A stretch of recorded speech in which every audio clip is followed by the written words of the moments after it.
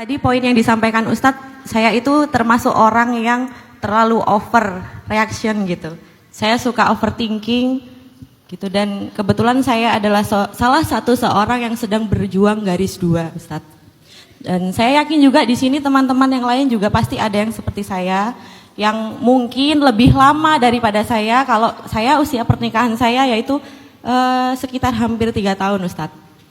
Awalnya saya jalani, saya berusaha dengan berdoa. Tadi kenapa kok saya memutuskan untuk bertanya itu, tadi saya ingat kata Ustadz bahwa Allah itu malu kalau tidak mengabulkan doa hambanya. Pertanyaan saya, Ustadz, saya sudah istilahnya ya berdoa, saya meminta. Kalau Allah merasa saya rindu dengan saya juga selalu berdoa, meminta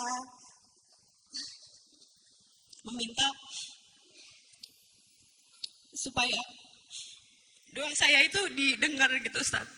Puncaknya itu tahun ini karena penghujung tahun 2024, walaupun masih usia pernikahannya 3 tahun, tapi ketika saya melihat orang-orang sekitar saya sedang hamil itu, saya kayak sakit hati, Ustaz.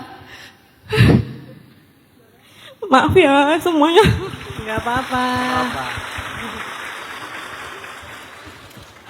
Tapi saya sama suami saya juga saling menguatkan. Kebetulan suami saya juga ada di sini. Saya mau ikut ini tuh pengen menenangkan diri, Ustadz. Bagaimana caranya saya tenang, membuang pikiran-pikiran jelek saya. Dan sekarang saya itu menghindar dari orang-orang, Ustadz. Menghindar dari orang-orang yang sering posting seperti itu. Mungkin selain saya yang lain juga tahu rasanya bagaimana melihat orang. Bukan saya nggak ikut senang, ikut bahagia, saya ikut bahagia, cuma saya menjaga mental saya, Ustadz.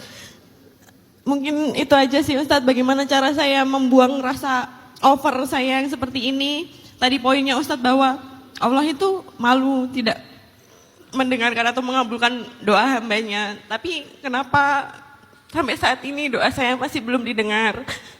Mungkin saya juga bukan satu-satunya orang yang sedang berjuang garis dua, tapi saya sering berdoa, Ustadz, ya Allah, saya memang bukan satu-satunya orang yang sedang berjuang garis dua, tapi jadikan saya salah satu orang yang berhasil melalui proses promil yang saat ini saya jalani, Ustadz. Itu aja, terima kasih. Siapa di antara kalian yang sudah berdoa dan sampai hari ini belum dikabulkan?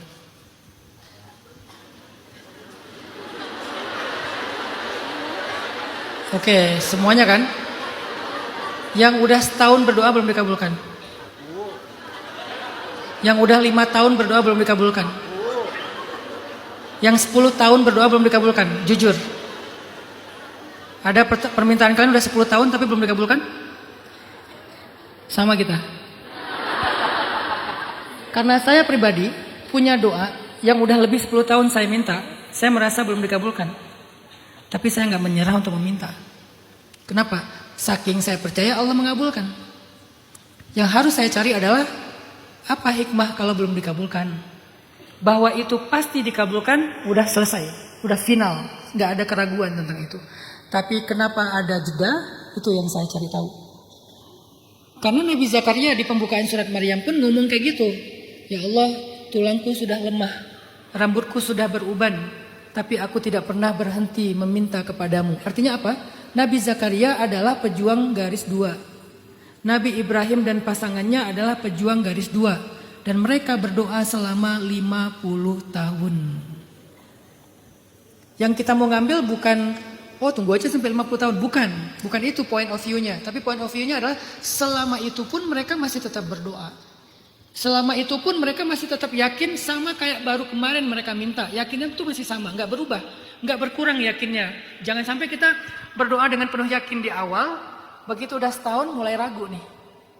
Begitu 5 tahun udah ragu, akhirnya ganti doa yang lain. Kayaknya nggak akan dikabulkan yang ini, nanti aja. Jangan. Kalau kalian mengganti, jangan karena ragu, tetapi karena kalian ngerasa kayaknya yang baik, aku sekarang mulai sadar, bukan itu yang baik, yang ini yang baik. Bukan karena Allahnya, tapi karena akunya. Kalau mau ganti doa ya, misalnya kayak doa, ya Allah jodohkanlah aku sama dia. Spesifik orangnya sudah nikah. Kan nggak mungkin kita, kan pasti dikabulkan dong. Jangan sampai kayak gitu, nanti sama aja kita menunggu orang lain bercerai. Kan ada tuh ungkapan kata-kata di TikTok. Ini bukan kata-kata saya ya, disclaimer ya. Kata-kata di TikTok. Kalau kamu belum menikah, belum ketemu jodoh, tenang aja. Siapa tahu jodoh kamu lagi ngurus surat cerai. Ini kata-kata di TikTok, bukan kata-kata saya ya. Jangan sampai ke sana arahnya. Kalau kita udah melihat orang yang kita harapkan itu udah jadi pasangan orang lain, ya udah kita ganti karena kita sekarang yakin bukan dia yang terbaik buat saya. Bukan berarti Allah nggak mengabulkan doa saya kan? Jadi tentang Allahnya itu nggak berubah. Itu yang saya jaga. Kenapa saya tanya tadi? Saya pengen ngasih tahu ke Kak Windy. Kak Windy, saya pun punya harapan dalam hidup saya yang bagi saya ini masalah besar, masalah penting. Tapi udah 10 tahun lebih, menurut saya belum dikabulkan. Tapi apakah saya ragu? Enggak sama sekali. Udah gitu udah berhenti? Enggak juga, masih minta sekarang. Sampai sekarang masih minta. Saya baru pulang umroh kemarin, yang saya bilang tadi baca doa sholawat nariyah tuh. Salah satu di antara doa yang saya baca setelah sholawat nariyah itu yang doa itu juga. Dan setiap umroh saya pasti baca itu. Di Raudhah juga. Di Raudhah, di Multazam, di Hijir, di Rukun Yamani. Karena saya nggak dapat Hajar Aswadnya ya sambil tawaf di Bukit Sofa, di Marwah, di semua tempat-tempat mustajabah saya masih minta itu udah 10 tahun dan nggak berkurang sedikit pun keyakinan saya walaupun udah 10 tahun. Kenapa? Apa yang bikin saya bertahan? Saya percaya doa itu kan ibadah. Jadi kalau saya istiqomah dalam doa, maka berarti saya istiqomah dalam ibadah. Itu yang saya ingin tunjukkan ke Allah. Ya Allah, Engkau ingin lihat kan seberapa saya berharap kepadamu? Ya udah akan saya tunjukkan. Udah 10 tahun loh ini ya Allah, gak apa-apa. Mungkin 15 tahun, nanti 5 tahun dari sekarang kita ketemu lagi. Udah dikabulkan belum Ustaz? Belum, masih doa gak Ustaz? Masih. Mau 50 tahun saya belum dikabulkan, masih ada hidup, masih ada umur, saya masih berdoa. Kalau menurut saya itu yang terbaik yang saya harapkan, saya masih berdoa. Gak akan berubah doa saya, gak akan berubah yakin saya kepada Allah. Itu yang pertama yang coba kita belajar. Lewat kenapa doa kita di-delay. Lagi belajar masih percaya enggak nih? Masih percaya enggak nih?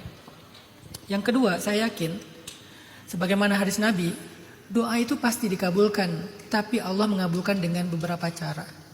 1, dikabulkan persis seperti yang kita minta. 2, dikabulkan dengan cara diganti dengan yang lebih baik dari yang kita minta. 3, dikabulkan di waktu yang lebih tepat dari apa yang kita minta. Ada banyak sebetulnya. Ini hanya salah 3 dari sekian banyak alasan doa ditunda. Di antaranya ya mungkin karena Allah pengen ngasih kita waktu yang lebih tepat. Kenapa sekarang kok nggak tepat? Banyak alasannya. Mungkin kita belum siap. Coba pantaskan diri kita lagi untuk jadi seorang ibu yang terbaik buat anak kita kelak. Jadi ayah yang terbaik buat anak kita kelak. Sehingga ketika anak itu lahir dia beruntung punya ayah ibu yang sudah ideal sekali, yang sudah keren banget, udah soleh banget menjadi ayah dan ibu bagi dia. Daripada dia lahir sementara kita belum siap jadi ayah dan ibu misalnya. Saya yakin Kak Windy nggak gitu, tapi misalnya ada alasan itu.